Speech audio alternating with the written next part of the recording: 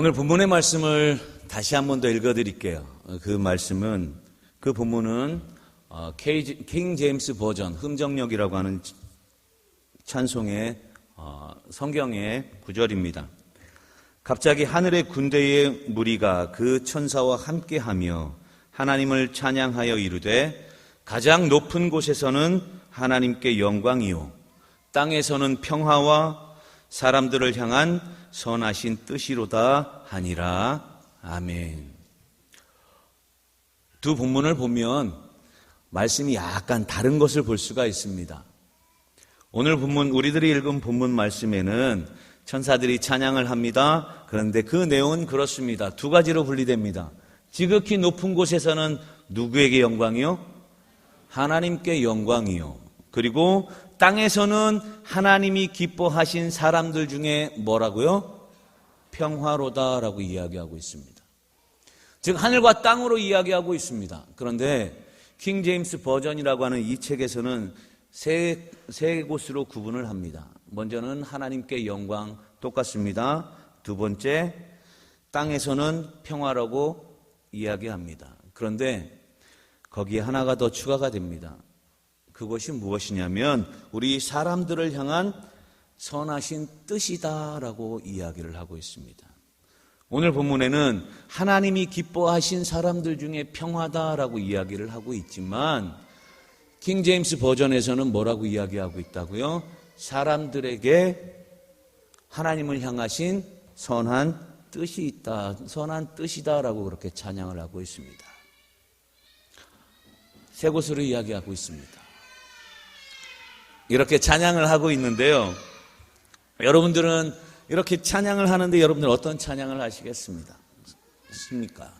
오늘 우리에게 주시는 하나님의 말씀의 제목이 그래서 그렇다면 과연 우리들이 하나님께 어떻게 부를 찬송을 드릴 것이냐, 우리들이 부를 찬송이 무엇인가 라고 하는 그 말씀의 제목으로 함께 은혜를 나누고자 합니다.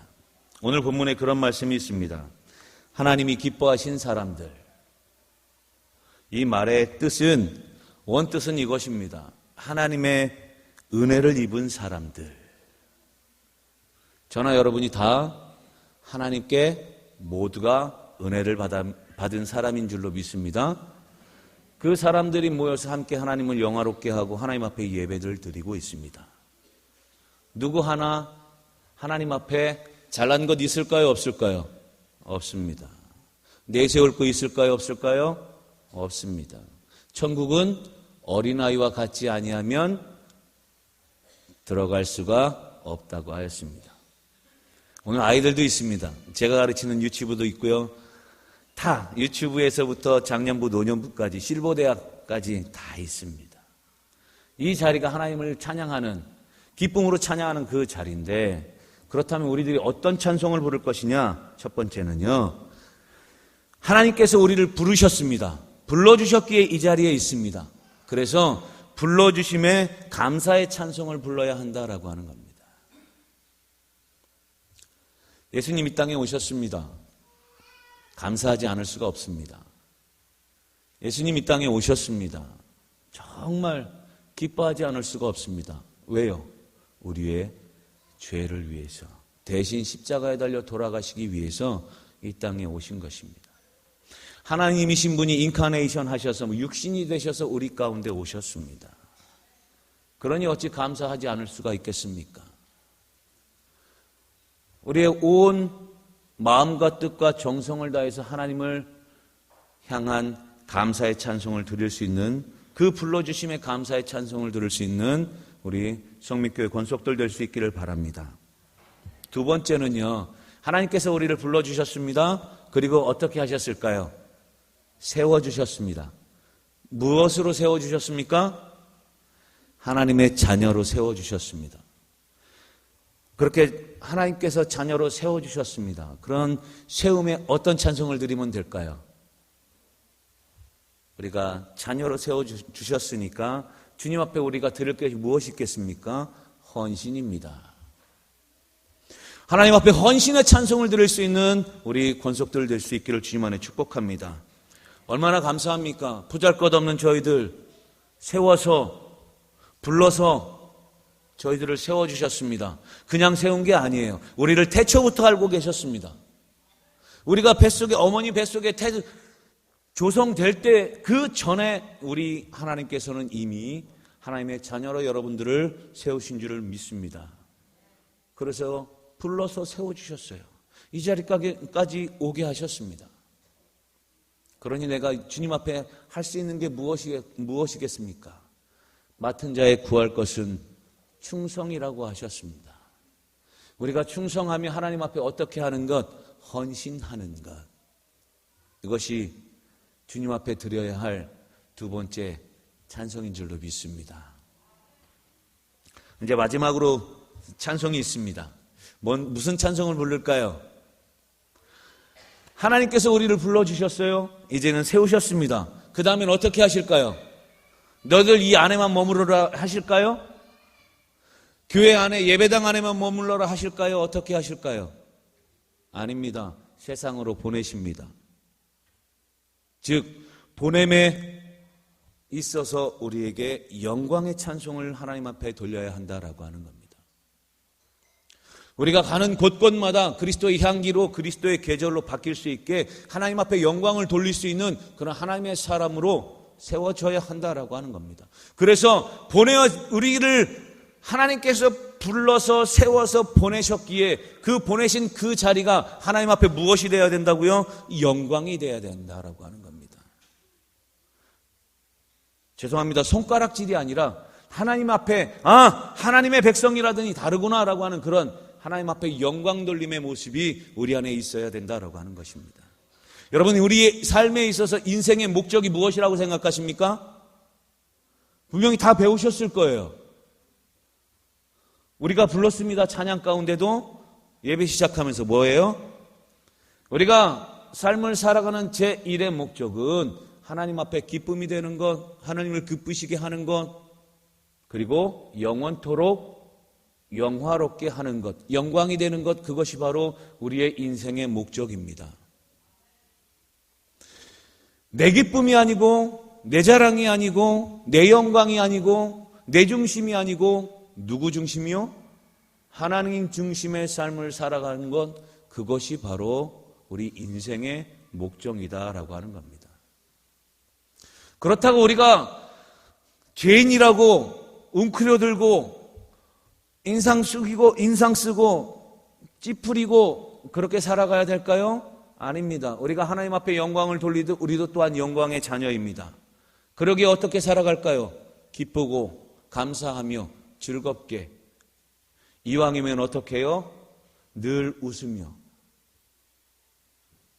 옛날에 영화 가운데 그런 게 있었습니다. 행복은 성적순이 아니래요. 왜요? 공부 잘하는 사람들만이 행복을 누리는 게 아니에요. 행복은 자기 하기 나름입니다. 내가 만들어가는 겁니다. 그러면 그 영화 제목 속에서 행복은 성적순이 아니잖아요 라고 하는 그 말 속에서 공부 못하는 사람은 전혀 행복하지 않겠네요. 그러면 아닙니다. 잘못됐습니다. 그 행복은 누구 덕분에? 예수님 덕분에 우리가 마음껏 누릴 수가 있습니다. 죄인된 삶의 모습 가운데서 그 예수님, 이 땅에 빛으로 오시고 아기 예수로 오신 그 예수님 덕분에 우리가 어떻게 지낼 수 있어요?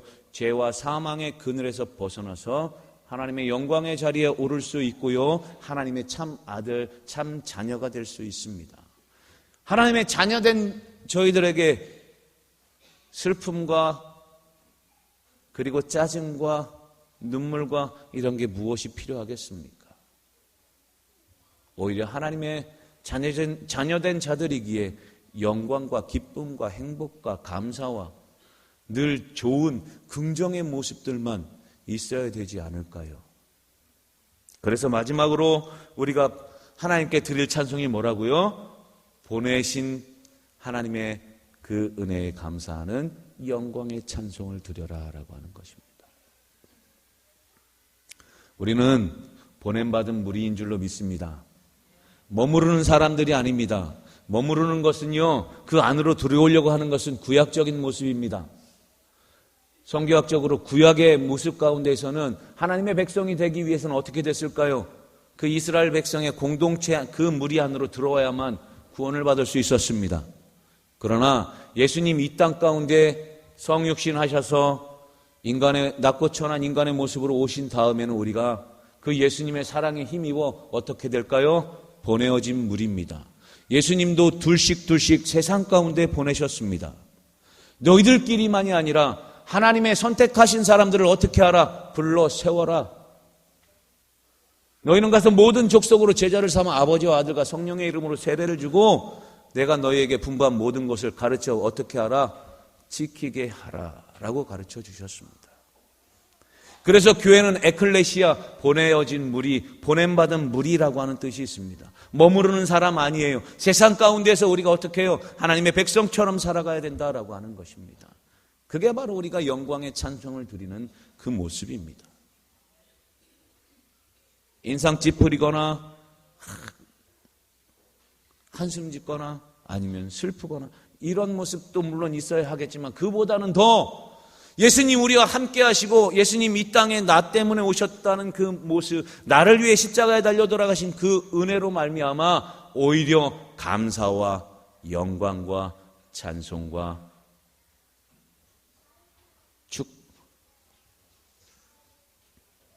기쁨의 그런 찬송들이 우리 안에 있어야 된다라고 하는 것입니다. 말씀을 정리합니다. 예수님 이 땅에 오셨습니다. 내일 모레면 우리의 인생의 모습으로 오신 그날입니다. 그러나 오늘 천사들이 찬양했던 것처럼 그렇게 하늘에는 하나님께 영광이고 땅에서는 평화고 사람들에게는 그런 하나님의 선하신 계획, 뜻이라고 하였는데 그렇게 찬송하였는데 과연 저와 여러분은 어떤 찬송으로 하나님 앞에 영광을 돌리시겠습니까? 어떤 찬송을 부르시겠습니까?